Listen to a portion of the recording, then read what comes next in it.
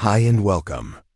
The night the river looked like poured black glass, Mira stepped back into the mansion that had once been her life and found her ex-husband parading a woman through the gallery like a prize greyhound. Cameras blinked. Crystal left. Crit Ratnicorn's hand fit the small of the woman's back with a proprietary ease that used to belong to Mira. Everyone, this is Vivo, he announced. Smile sharpened for the society pages, but it wasn't Crit's cruelty that knocked the air from the room. It was Lolita, the family matriarch, gliding to the microphone, pearls steady at her throat, prepared to say something that would set the mansion on fire. The envelope was cream, heavy enough to feel expensive and insincere. Mira found it in the metal mailbox of her rented apartment near Saladeng, nestled between utility bills and a flyer for a new Pilates studio. Her name was engraved in gold script, Mira Anungchai, above the Ratanicorn crest. Two stylized elephants, flanking a crown, caught the light and made her stomach tighten. She held it over the sink as if a shredder lived there, then slid it open. Anyway, the Ratanicorn Foundation Charity Gala. The card announced, to be held at Tongan Ratanorn. Karen Nikon wrote on Friday, 72 p.m. Dress formal, an RSVP line, a number, a signature from Lolita Ratnicorn herself. Mirror set it down. Her hands shook. The mansion faced the cow fryer. She used to fall asleep to the river's gossip as long sailboats chattered past, to the scent of night-blooming jasmine climbing the walls, to the distant hum of the BTS. She'd learned the house's moods, the way take sang in humidity, how the marble staircase exhaled coolness in April heat, how the mirrors didn't lie as much as people did. Furthermore, she'd left it a year earlier with a single suitcase and a non-disclosure clause that still felt like a gag in her mouth. The divorce had been sealed faster than she could say the words. I don't. Mira's phone vibrated. Her best friend, Ren, had texted, "You see the invite," followed by a string of siren and popcorn emojis. Why me? Mira typed. It must be a mistake. A pause. Then, Lolita doesn't make mistakes. Arrow walked to the window. Bangkok glowed. She could almost taste the river on the air, thick and metallic. She remembered Lolita's cool hand on hers the day of the wedding, the mother-in-law's smile that felt more like a coronation than welcome. You will be safe here, Lolita had said. Safe, Mira laughed softly. Startling herself, she tried to bury the card under a stack of old magazines. It bobbed back up in her mind. All afternoon while she worked drafting an open-plan renovation for a cafe in Ari, she chose chairs, tile, light fixtures, everything a person might need to feel at home. Yet every detail felt like an argument with her past. At dusk, she walked to the Rowan shrine to watch people light incense and pray. She didn't pray. Instead, she counted the steps between herself and the past. 1, 2 grit and sandals, 3, 4 faint street music, 5, 6. The pinch behind her eyes when her phone buzzed again. She answered without looking. Hello, Mirror, Lolita said, as if they'd never stopped speaking. I do hope you'll come. The voice reached into Mira's chest and toggled switches. She thought she'd taped off. Why? Because there is something you should see, Lolita said. And something you deserve to hear. I don't deserve anything from the Ratnakerns. Perhaps not from the Ratnakerns, Lolita replied, but from me. The line went quiet, except for the sound of river traffic bleeding through a distant window. Mira found herself nodding into the phone, the old habit of obedience, unsettling as déjà vu. I'll come, she said, hating herself a little for it. Good. Wear the blue dress, Lolita said. Then hung up the blue dress. Mira had left it behind, folded in a wardrobe lined with cedar. Smelling of wealth and someone else's life, she pressed her forehead to the cool glass of the display window beside her and watched her reflection flicker. In the neon for a second, she saw a woman who could walk into a mansion without flinching. She went home and pulled a scissors of flinching. Simple black sheath from her closet. On Friday, traffic clenched around the river ration. Security guided cars into a procession of wealth. Bentley's Mercedes. One red Lamborghini that purred like sin. Mira's grad driver whistled big night. He said, eyeing the guard towers, the manicured hedges. She could feel the history pressing against the walls. The former prime ministers, tech moguls, movie stars who drifted through the foyer. Smelling of cologne and concession. She stepped out under a sky gauged with humidity. The mansion rose like a myth. Terraces stacked above the river, windows flooding light onto water so dark it held stars. On the steps, photographers lifted their cameras unsure. Did they know her? Did they remember the silent divorce, the pictures that never ran? Mira squared her shoulders and walked in. She could do this for one night. She could walk back into the past and behave as if it hadn't nearly destroyed her. At the top of the stairs stood Lolita. Elegant in cream, silk, her hair silver and immaculate. Her eyes were kind, which upset Mira more than cruelty would have. "You look stronger," Lolita said. "I am." Lolita kissed the air near Ira's cheek. Good. If this was a trap. It was scented with tuberose and lit by expensive chandeliers. A quartet played in the gallery. Waiters moved like choreography, bearing trays of champagne. From a far archway. Voices approached, a swell of laughter, then a familiar timbre. Mira felt in her bones. He emerged arm in arm with a woman who looked like a fashion editorial. Sharpened into a person, sleek hair, red mouth. A white silk gown, that made a point. Crit's smile widened when he saw Mira. He lifted his glass in a mock salute. "Everyone," he called across the room, the sound system catching his voice. "I want you to meet Vivid Sickle." Every head turned. Cameras rose like a field of mechanical flowers. Era's stomach dropped. Lolita's lips barely moved. "Stay," she whispered, "for what comes next." Mira's mouth smiled without her permission. Survival pose. She accepted a flute of champagne she had no intention of drinking and tracked the choreography of humiliation. Crit led Vivo toward the portrait hall, the route he always took to show newcomers the scale of his inheritance. Ancestral oil paintings, a Warhol gifted to his father, a wall of photographs documenting decades of charity, influence, gossip. Vivo moved with a dancer's awareness of angles. She knew how to find the camera, while pretending she didn't up close. She was younger than Mira expected, 26 maybe, and beautiful in a brittle way like glass that had been sandblasted until it shone too much. "Do we know her family?" whispered a woman near Mira, a wife of a shipping magnate. "SSR I saw," murmured another, rolling the name around like an unfamiliar wine. "New money, old scandal, I can't place it. Influencer. A man said, consulting his phone. 400,000 followers. Skincare endorsements, a line of swimsuits. Vivo tilted her head and let Crit tuck a strand of hair behind her ear. The gesture was rehearsed. He'd used it on Mira at their first gala, the night he told her he admired women who built things. Artists. He'd said then, not decorations. The memory burned with its own light mirror.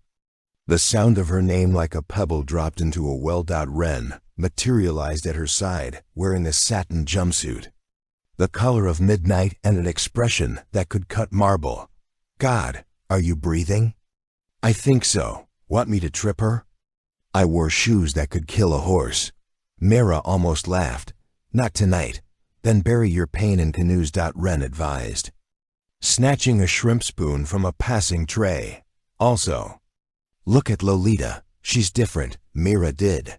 Lolita stood at the edge of the crowd, not in her accustomed position, center, triumphant, but slightly aside. Eyes narrowed in calculation or worry.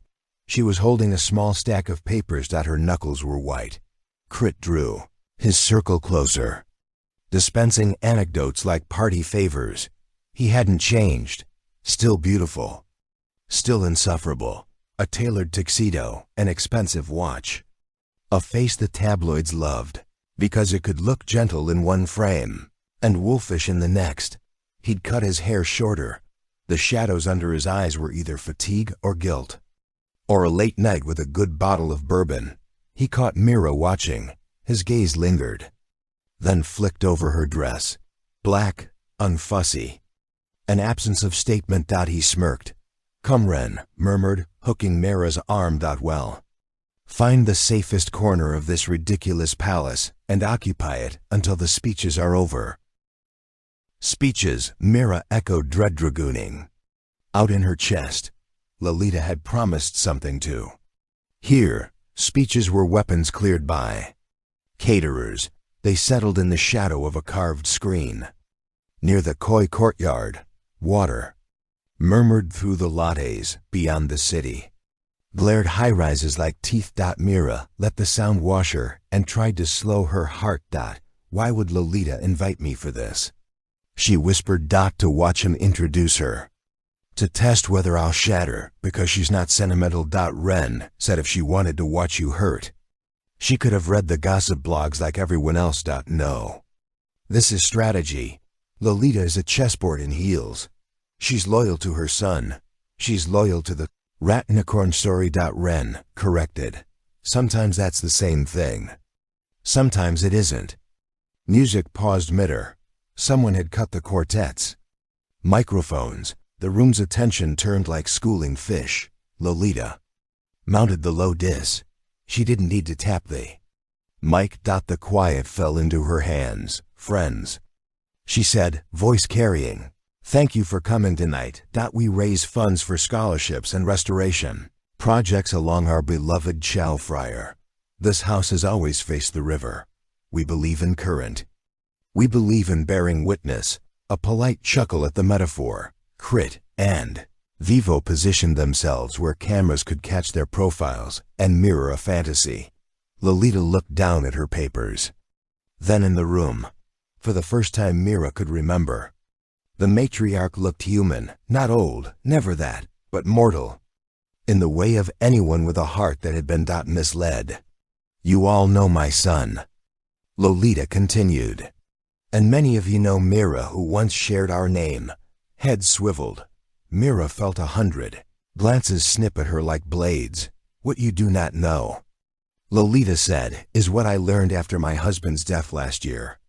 What I have chosen to do with that knowledge and why. Tonight matters beyond crystal and flowers. It shifted. Vivo's smile wavered.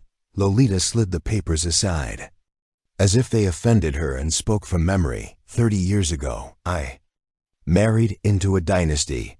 I told myself I was choosing love and a future. In truth, I was choosing power because I had known the feeling of powerlessness too intimately. I raised my son inside that story. I taught him how to wear the house like armor. Furthermore, I taught him to smile as if it were a contract. That was my first mistake." Silence fanned out. The KO, I bubbled. "Oblivious. My second mistake," Lolita said, "was believing that suffering could be contained by silence. When I welcomed Mira into this family, I asked her for discretion, for patience, for endurance, the virtues of a quiet woman. She gave them. We did not deserve them. Ira felt the floor tilt. Ren squeezed her hand until bones protested. Lolita took a breath. "Last month, I concluded a private audit of Ratnicorn Holdings and the Associated Family Trust. The findings are grave misappropriations that began with my late husband and continued by those who learned only his lessons. Tonight I am placing the Mansion B. Ratnicorn into a cultural trust and endowing it as a public arts and education center. Inaugural director will be Ira Ananchai." Room exhaled as one organism. Someone dropped a glass. It shattered like Punctuation.cr, its face went colorless. Then red.vivo blinked. Cameras hiccuped. Then found their hunger. Mother crit said into the dead hush. You can't, I can, Lolita said. And for the first time her voice had steel in it. The land title is mine. The trust is mine. This house was never built to be a stage for cruelty. She looked directly at Mira. Will you take it? Mira's mouth opened. No sound came out. Then she heard herself say, if we can make it something that changes the story, yes. Ren made an obscene noise of triumph. Laughter rippled. Shocked and relieved and savage, Crit stepped forward as if he might take back the air. Vivo swayed, then steadied eyes. Darting to Mira with something like apology. The leader nodded once sharply. Then let the river hear it. That night became a puncture in time. Before and after, reporters camped at the gates. Commentators on TV spoke of legacies and matriarchal coups.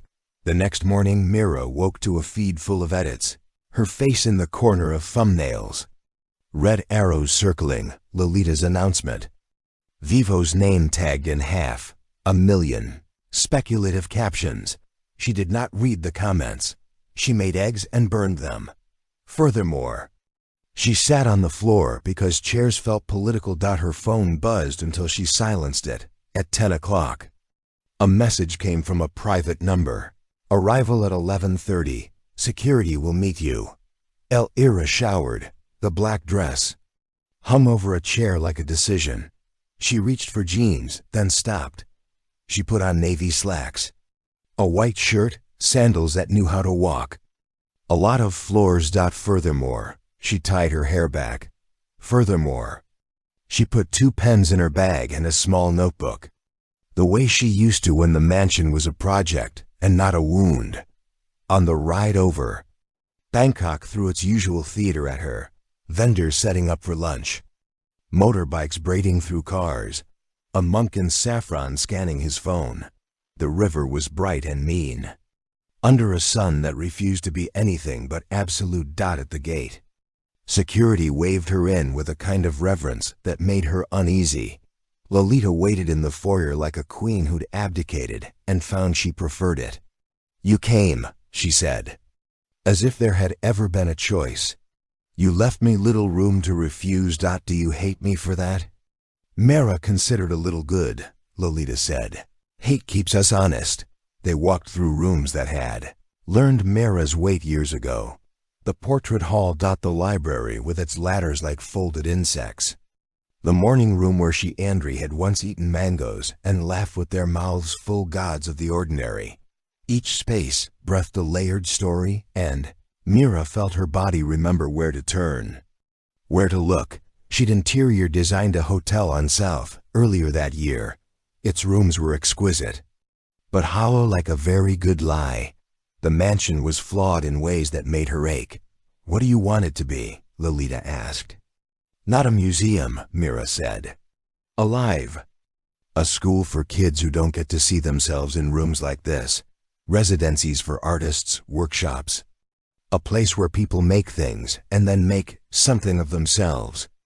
And free to anyone under 18, Lolita's smile tilted. You've thought about this and forgotten that I did.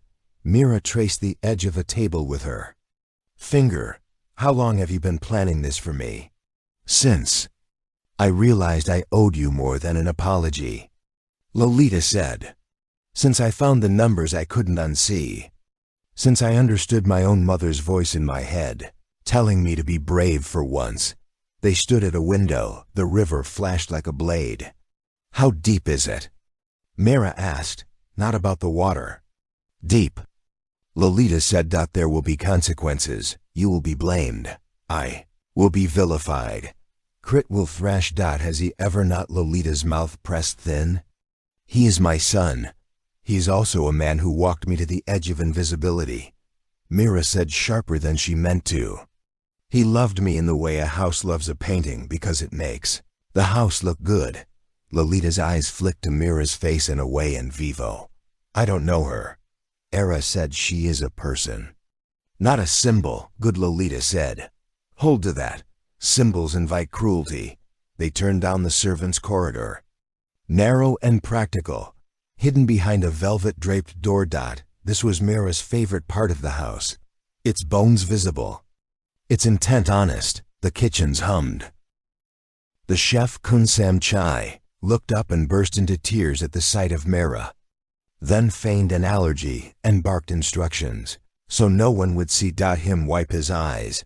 She laughed and let him feed her a spoonful of something miraculous. In the gallery, the war hall seemed to smirk. Critic darlings. Do that. The koi courtyard shimmered, ignoring human melodrama. Mira let herself imagine children sprawled on the tiles sketching the fish. A poet reading under the eaves while rain hammered the river. Will Crit fight you? She asked. Yes, Lolita said. And I will fight him back in the only way he understands law and attention. I've already executed the transfer. The board of the new trust meets Monday at 9 o'clock. You will be named director pending your acceptance. Pending. Mirror repeated. Acceptance felt like a word with doors. Also, Lolita added almost casually. We will need to talk about the audit. Mira raised an eyebrow. How bad? Bad enough to make enemies, Lolita said. Bad enough that what I did last night was not only right but necessary. I have never been brave. Ira, I decided to start. We may both learn how. Mira said. They paused in the shadow of the grand staircase. Footsteps clattered. A staccato unfitting the choreography of the house. Kirk appeared, tie, loosened eyes, violent, with the sheen of someone who has been told no for the first time in years. So this is the rescue, he said. Voice echoing. You take my house and hand it to my ex-wife like a party favor. It was never your house, Lolita said, mild. And Mira is not a party favor. What is she then? Crit asked, turning the full wattage of his attention on Mira. A saint? A martyr? The press seems to think so. I suppose congratulations are in order. Mira met his gaze. Don't make me your story anymore. My story. He barked a laugh. My story is a ledger. My story is a board meeting. My story is watching you leave because I was too proud to ask you to stay. The sentence cut the air. Lolita looked away. Crit's jaw worked as if chewing. Regret. Vivo is waiting in the car, he said. As if that explained anything. She asked me to tell you she didn't know you'd be here. Of course she didn't, Mira said dry. You don't know her, he snapped. And you never knew me. Mira said softly. Lolita stepped between them, not as referee, but as tied. Enough. There is work to do. You may join us, Crit. If you intend to build instead of destroy. He stared at his mother. At the house that had conferred meaning like a title. At the woman he'd hurt with precision for a heartbeat. Mira saw the boy in him. The child who'd chased the gardener's cat with a feather on a string. Who'd fallen asleep in the library, with a book, open like a tent on his chest. He turned and left without another word. Lolita exhaled. He is not used to losing, perhaps. He will survive it. Ira said. Perhaps he will become better, Lolita replied. Mira did not say what she thought. People do not become better because losing teaches them. They become better if they choose to be still in the echoing silence. Possibility flapped its wings 3 days later. Vivid asked to meet.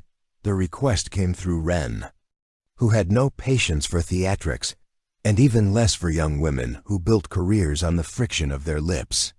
She says it's important, Ren reported, unimpressed. She says it's about you. And me and Lolita. Then we should hear her. Mira surprised herself. Tell her to pick the place. Fine, Ren said. But if she tries to sell you collagen gummies, I'm calling the police. They met at a tea room on Succumbit, with Satan chairs and ceiling fans that spun as if the 1970s were still a kind of promised. Vivo arrived precisely on time, wearing a navy dress that could pass for modest if you didn't know how to read seams. She took off her sunglasses. Without the armor of optics. She looked smaller. Thank you for seeing me, she said to me, voice careful. To Ren, she offered a tentative smile. I follow you, she added, which made Ren's eyebrows teleport. Okay, Ren said. Don't. They sat. Vivo folded and unfolded her hands. The nails were perfect. The cuticles told another story. I didn't know about the announcement, she began.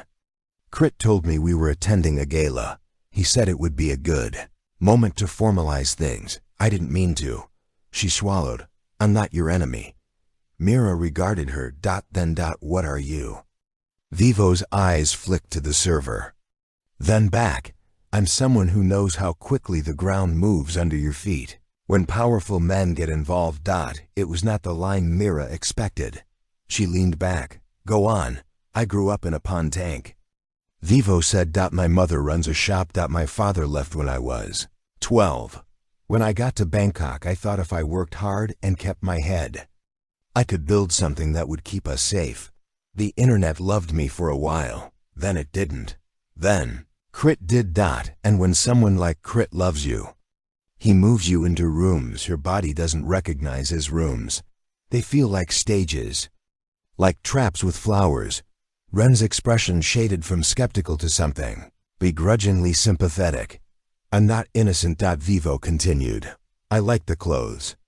I like the photographs, but I also know debt. And not just the financial kind. I know what it feels like to have a manager who thinks he owns your face. When Lolita made her announcement, I saw him planning how to make me the villain to sell the story. I don't want that story. What do you want? Mira asked out. Vivo said simply. And to tell you something you should know before journalists spin it into acid. She lowered her voice. Crit didn't invite you to the gala, Lolita did. Without telling him. She set him up to feel the humiliation. You've been eating for a year. That shock wasn't an accident. It was theater. She knew the cameras would be there. She knew you'd stand up straighter than anyone else in the room. Furthermore, she knew you'd say yes. Mirror absorbed the words like a bruise. Except the press of a fingertip, hurting but clarifying. Why are you telling me this? Because choosing sides is usually about choosing your future self. Vivo said. I don't want to be the woman who watched another woman get used as narrative. Not again. Ren drew in a breath like a string pulled on a kite. Mira watched Vivo's hands, how they trembled just slightly. How she stilled them by pressing them against the teacup. Fear makes a person precise. Also, Vivo added, someone is feeding details of Lolita's audit to a rival conglomerate. There's going to be a leak. Your name will be in it.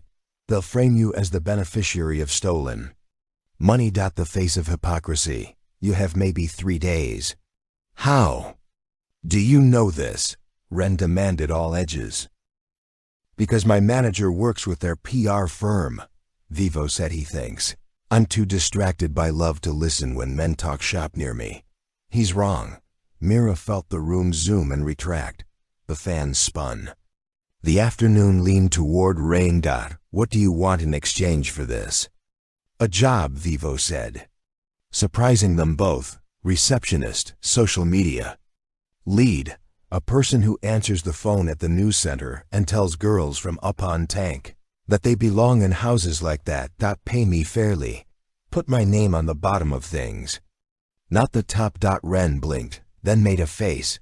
Mira couldn't categorize. Mira considered the ask's audacity and humility. The way it contained a map away from shame. She thought of the foyer of children, climbing the staircase and seeing their reflections in the mirrors and not flinching. Okay, Mira said, if Lolita agrees. Vivo's relief was almost ugly. Raw, unrehearsed. She nodded, then smiled, and for the first time her face looked like a person's. Not a billboard. Thank you, she said. Also. She hesitated. Crit is not a monster. No. Mira said, he's worse. He's a person who believes the world forgives him because he apologizes with flowers. Vivo swallowed. He apologized to me with a necklace. It made a bruise. I told him it didn't fit. He laughed and told me it would if I learned how to wear it. Mira looked at Ren. Ren's jaw had set like concrete. We'll prepare for the leak, Mira said. And if you want out, we'll help you. But understand, stepping into this will make you a target of new people. I understand, Vivo said. People like stories more than people. They finished their tea outside. Rain began blunt and cleansing. Vivo lifted her umbrella with a little flourish, as if practicing the choreography of another life. The Pelusia leak hit a day early.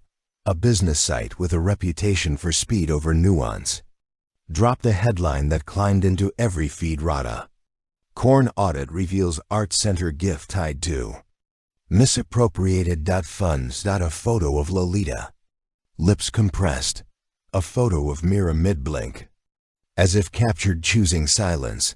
The article connected dots that did not connect, suggested crimes in the negative space of facts, and left room for the commentariat to pour in their poison. By noon, a reporter camped outside Mira's apartment yelled questions in English and Thai.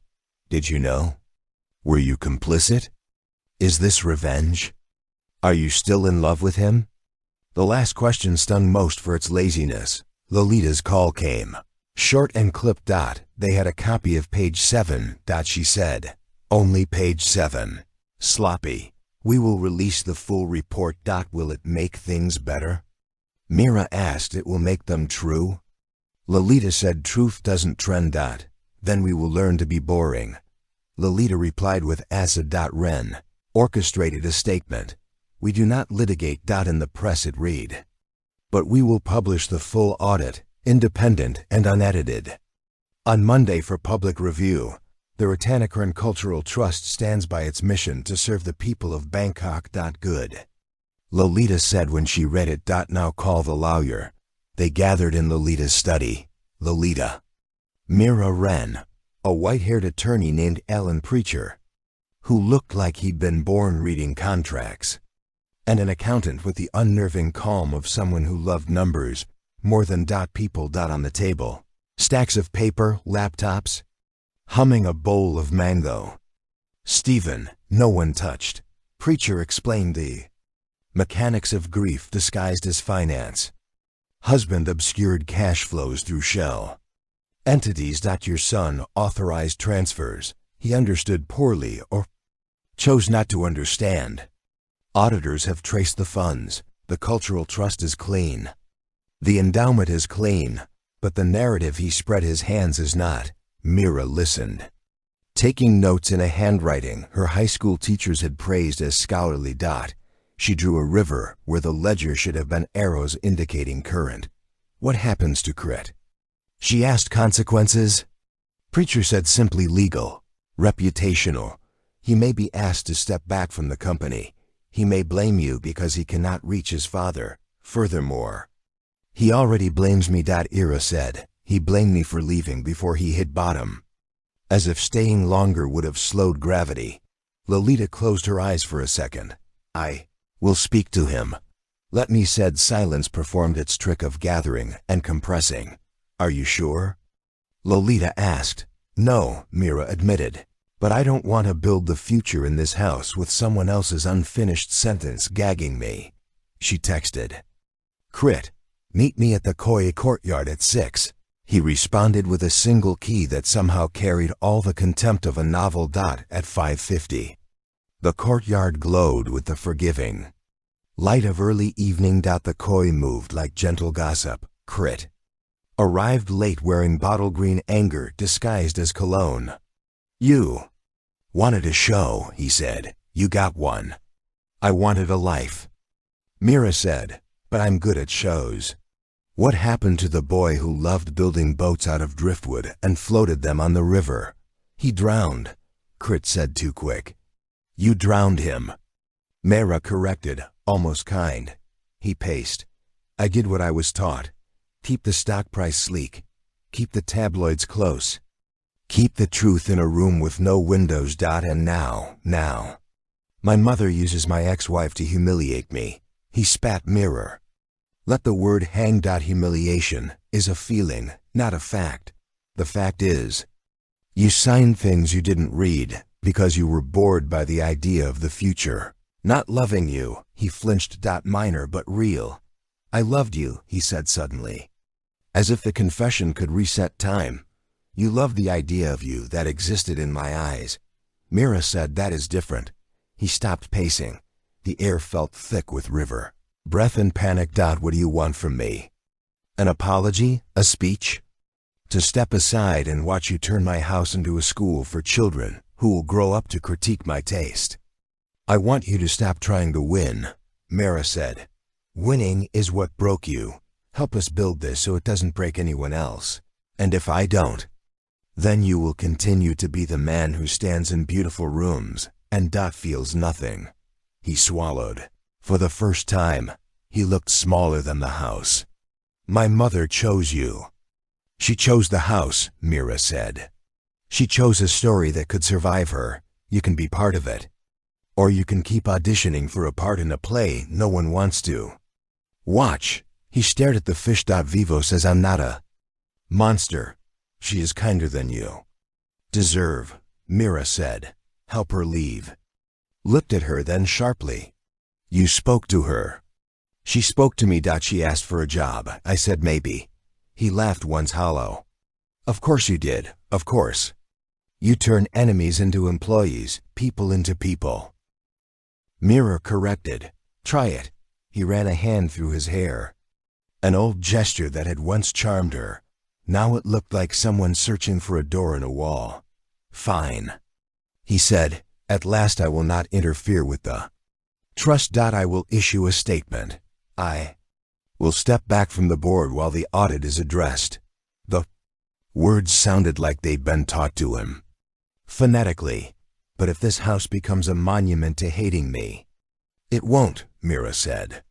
We're building it for people who don't know your name. He gave her a look she couldn't read.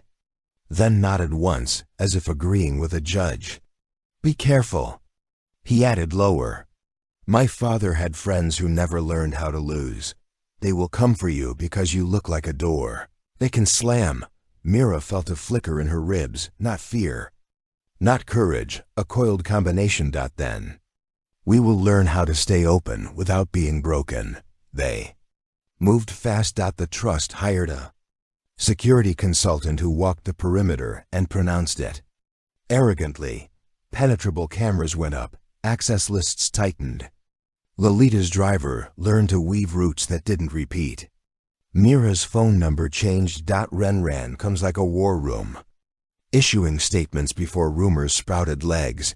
They set the first public event, an open day for neighborhood schools, with hands-on art stations, music workshops and a reading by a young novelist whose first book had made grandmothers cry on the BTS. The announcement was a dare and an invitation. 2 nights before the event, a fire started in the gallery. Smoke triggered the alarms and the mansion's belly convulsed with sirens. The sprinkler system, old and dignified and never asked to do much, hiccuped and then remembered duty. Water fell. Paintings shuddered under their protective glass like saints behind blizzards. Mirror arrived to chaos. Security shouting. Staff hauling hoses, samurai swearing in beautiful cursive. The fire was small, contained to a spotlight that had been jimmied into malfunction sabotage. The consultant said later, pointing at a tampered switch. Crit appeared, breathless shirt, unbuttoned hair wild. He barreled past the consultant, past security, past caution, and went straight for the switchboard like a man who had grown up in the walls of the house and knew where its veins ran. Cut power to the gallery with a slap that echoed. The room exhaled smoke. The fire died in a hiss and a sulk. He turned to Mirror, eyes rimmed in ash. You cannot be casual about the physics of electricity, he said, as if they were back in the early days teaching each other how to live. In the same sentence, she wanted, absurdly, to laugh. She wanted to forgive him for being a competent human in a crisis. She wanted to hate him for arriving like a hero in a story he'd written. "Thank you," she said instead. And meant it. Lolita stood in the doorway, one hand on the frame, watching her son move through smoke. Like he had found a reason to belong. He looked up at his mother. Their eyes met. Something complicated rippled between them. A pattern that had begun decades earlier. "Too elaborate to unravel tonight." The consultant pulled Mira aside. "We will find out who did this. That may be someone inside." "Inside," she repeated. Nausea pitching. "Leverage is easiest when it wears a familiar face," he said. "Be careful with your trust." The next morning the rival site ran a piece implying the fire was staged for sympathy. Comments bloomed with glee. Vivo texted Ren screenshots of messages from her manager. "We can blame Mira. Victim storyline sells," Ren typed. "Try it and see how fast we make your hairline recede." She didn't hit send. She sent an emoji of a shovel instead, which was somehow more menacing. They did not cancel the open day. They doubled volunteers. Furthermore, they printed maps. Furthermore, they hired a band from Thornberry who played a joyful noise that made reporters begrudgingly smile. Children arrived in clumps. Hands sticky, with mango eyes. Huge. Mira watched a girl in a school uniform stand before the war hall and tilt her head in a gesture so precise it felt like prayer. Vivo worked the entrance table with efficiency and a new kind of prettiness. Less shine, more welcome. She directed families to the workshops and told the boys, trying to impress her, that the clay studio needed sturdy hands. They glowed under the assignment. Midday. A rainstorm peeled across the river like a curtain. For a moment, everyone gathered under the portico, laughing at how strangers become instant community when forced to share mist. Lolita, hair frizzing in rebellion, laughed with them. The house felt relieved. Busy, purposeful, uncruel. Then a man stepped out from the cluster of parents near the KOI courtyard and moved toward Mira with the kind of focus that made her skin crawl. He wore a maintenance shirt that didn't hang like it belonged to him. He smiled unconvincing. "Miss Mira," he said. "Too familiar. The consultant asked me to show you something. In the service corridor."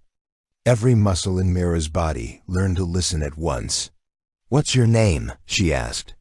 Stalling. "Lee," he said, a name convenient for a liar. "Lo what?" He hesitated.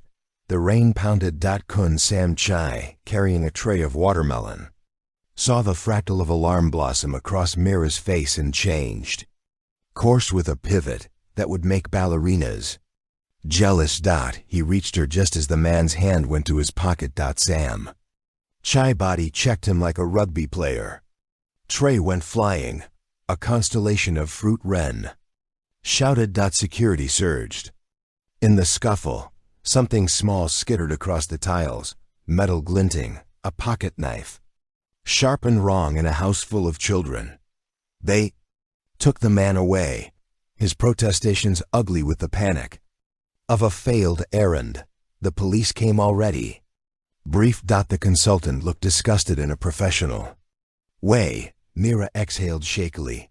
Lolita's hand found her elbow, and an anchor. "I'm sorry," the older woman said. "This is not your fault," Mira said, not entirely believing herself. Crit stood at the edge of the chaos, fists clenched, eyes scanning for more danger. He walked to Mira as if through molasses. "This is because of me," he said, not as vanity, but as arithmetic. "Because my father owed favors. Because I learned his math. Then unlearn it." Ira said. He nodded, a quick jerk pain cracking. "I will speak," he said publicly. "I will say what my father did and what I did, and what we will do now." Lolita's breath hitched. "Are you sure?" "No," he said, "but I am tired of drowning." The press conference felt like a funeral for a story. They set it in. Neutral hotel ballroom with carpet designed to hide stains and history. The microphones multiplied. Like anxious rabbits, reporters sharpened their questions with Stainless smiles. Crit stood at the podium in a suit that looked suddenly less like armor. Lolita sat at a small table. To his right, Mirror. To his left, Ren a half step behind. With a pen like a blade. Vivo stood in the back. Anonymous eyes rimmed with quiet pride. Thank you for coming. Crit began. Voice steady, with effort. I am here to say what I should have said a year ago. I signed documents I did not fully understand. I defended practices I should have questioned. I blamed others for consequences that were mine. Furthermore, I am stepping back from Ratnicorn Holdings pending an independent review. Furthermore, I support the Cultural Trust and its mission. He paused, then did something rare. He looked straight at the cameras and let the room see him as a person. Not a brand. My father taught me that admitting weakness is worse than failure. He said he was wrong. I have been wrong. I am sorry. Questions detonated. He took them. He did not dodge. When a reporter tried to go him into calling Mira a social climber, he said Mira was the only adult in this house for too long. When another asked whether Vivo had replaced Mira in his heart, he said, no one replaces anyone. That math makes people disposable. When a third suggested the fire was an inside job, he said, we are cooperating fully with the police. We will not let our fear make us liars. It was a good performance that flirted with being more than a performance. Lolita's hands relaxed in her lap. Ren's pen stopped moving. Afterward, in the hotel service corridor, where events dropped their adrenaline, Crit sagged against a wall and slid down to a crouch, heedless of the carpet.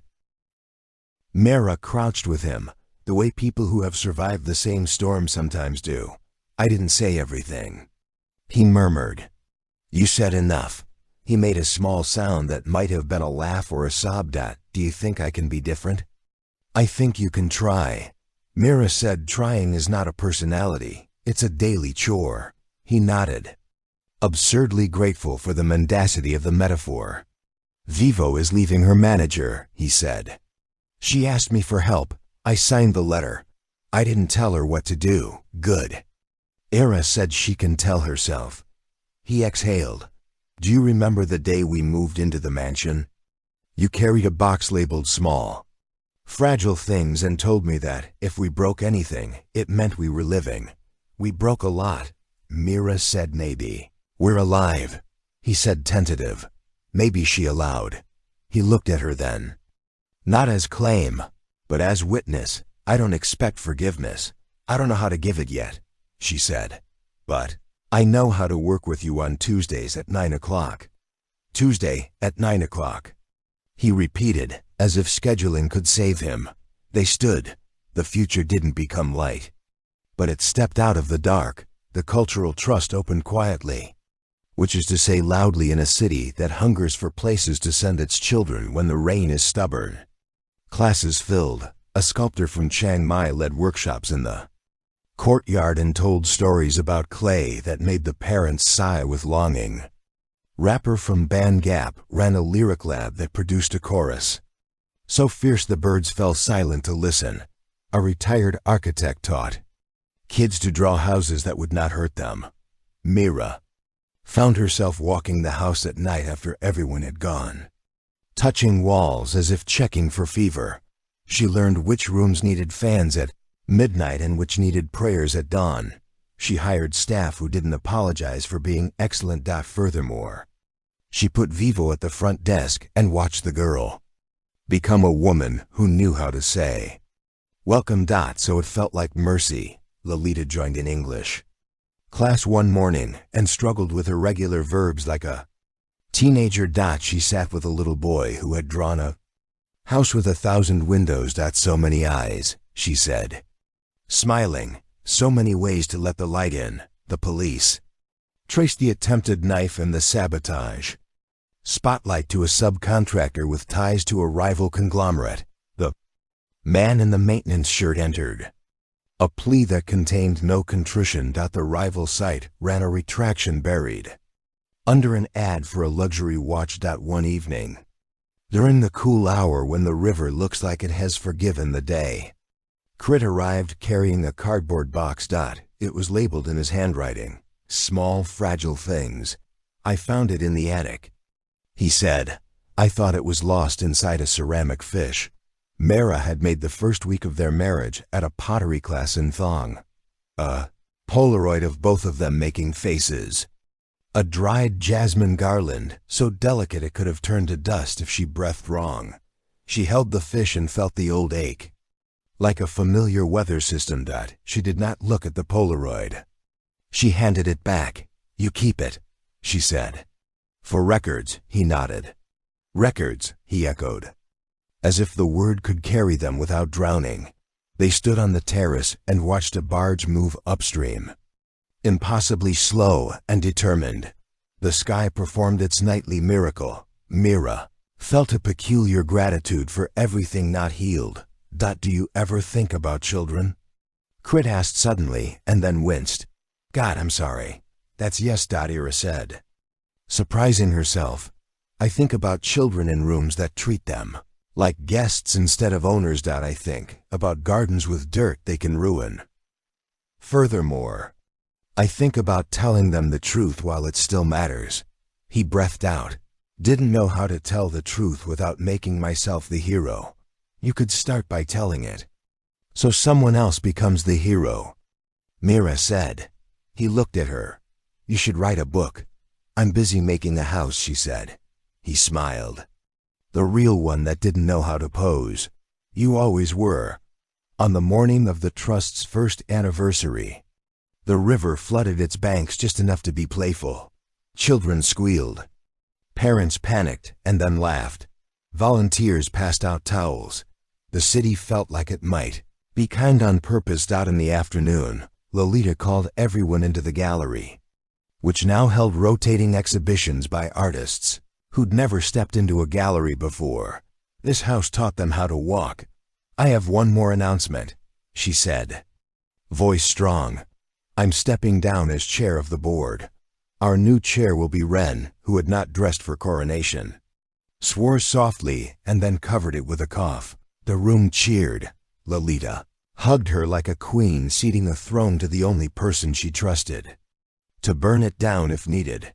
And Lolita added quieter, "I am starting a scholarship fund in the name of my mother, who sold noodles by the river and taught me that the opposite of fear is not courage.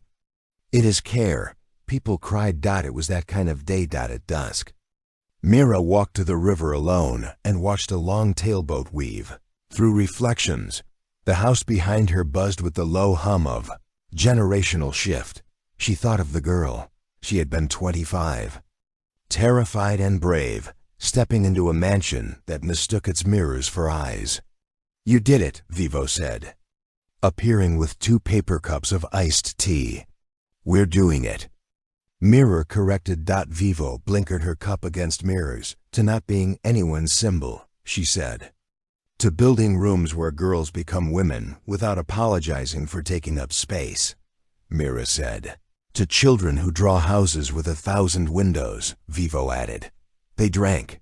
The river decided, as it always does, to keep moving. Redemption rarely arrives with trumpets. It comes as a Tuesday at 9 o'clock. When the photocopier works.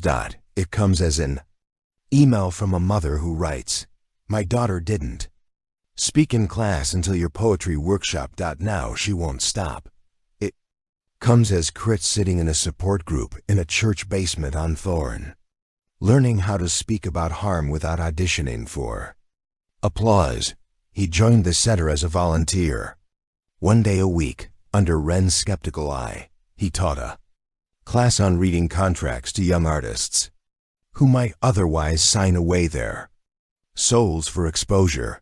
He did not flirt with mothers. Furthermore, he made tea badly. Furthermore, he learned how to put chairs away. Furthermore, he apologized without making it the story's climax. One evening after class he found Mira repairing a wobbly table with a hex key and a grim expression. "Here," he said, holding the table while she tightened it. The intimacy was homely and unheroic. which made it safe. Remember the necklace? He asked suddenly. Voice low. I thought giving gold was generosity. I did not notice the bruise. You notice now. Ira said. I'm learning how to see. He replied. They did not fall back in love. They fell into something better. A scaffolding that held them in the same weather without insisting they share a roof. When he laughed, she didn't guard her smile. When she cried, he did not try to fix it with diamonds. He bought more hex keys. Lolita found a softness that did not weaken her. She took the SkyTrain alone, sometimes standing with the teenagers and the aunties, learning how the city breathes when no one is watching. She flirted with a painter who wore his hair in a knot and called her Miss. Because respect is a language you can choose to learn at. Any.age. Vivo built a youth program for girls from upcountry provinces. She taught them how to hold a camera so it didn't hold them. She stood beside them when their mothers hesitated and said, I will walk with her until you can't. Imagine her walking without you. Ren became a board chair. Could mistake for a dragon. She breathed fire when needed and warmed her hands at it. The rest of the time she had business cards printed that read single leader and handed them out at meetings with scandalized donors. Donations increased. As for Mira, she learned to be the kind of director who understood pencils and politics, who knew how to answer an email at 3 a.m. without making it someone else's emergency, who remembered birthdays, who remembered to eat. She taught a small class on rooms that don't hurt, inviting kids to bring photographs of places they loved, and explained why. A girl brought a picture of her grandmother's kitchen. A boy brought the alley behind his apartment, where the light did a specific thing at 4:15. They wrote essays about air. On an ordinary afternoon, a woman approached me in the foyer and said, without preamble, I divorced a Ratana, something too. Your house made me think. I could breathe without begging permission. They laughed, then cried, then made plans to start a support group called X, Ease and Access. Because jokes are architecture. The mansion settled into itself, like a body that had recovered from an illness and suddenly remembered hunger. The KOI grew fat on dropped crackers. The war hall looked less smug, surrounded by paintings by 13-year-olds with broken hearts and enormous talent. The staircase learned the names of people who would have never been permitted to leave fingerprints before the staff's laughter seeped into the teak, which is how you heal a house. On the second anniversary of the Cultural Trust, the river swelled in a way that made headlines and then withdrew. Embarrassed. That night the house glowed the city's salt. Mira stood on the bay terrace with Lolita and watched fireworks. Someone else paid for bloom over the water. Crit leaned on the railing a careful distance away. Vivo filmed the sky for girls up country who would watch tomorrow on cracked phones and feel like they had been invited. Anyway, do you forgive me? Lolita asked quietly. Eyes on the light. Mira considered. Forgiveness is not a switch. It is a tide. I forgive you for some of the rooms, she said. I am still finding the lights in others. That seems fair, Lolita said. They stood until the fireworks ended, and the river remembered how to be a mirror. A breeze lifted the scent of jasmine. Somewhere inside a child shouted, again, and an adult said, tomorrow. Tomorrow, Ira echoed. If you felt this story in your chest, the way the river presses against its banks. If you've ever stood in a beautiful room and wondered who you had to be to belong there, then you know why Mira kept showing up, why Lolita chose courage too late, but still chose it. Why Crit learned to apologize without turning it into theater. And why Vivo walked herself out of someone else's narrative and into her own. Stories like this don't end. They widen. So if you want to see more houses turned into havens, more mothers' unlearned fear, more exes become better ancestors than partners hit or like, Share this with someone who needs a way out and subscribe for the next tale. Drop your thoughts below. Which moment changed your mind? Which character surprised you? Your comments aren't just engagement. They're blueprints for the next room we'll build together. See you in the next chapter.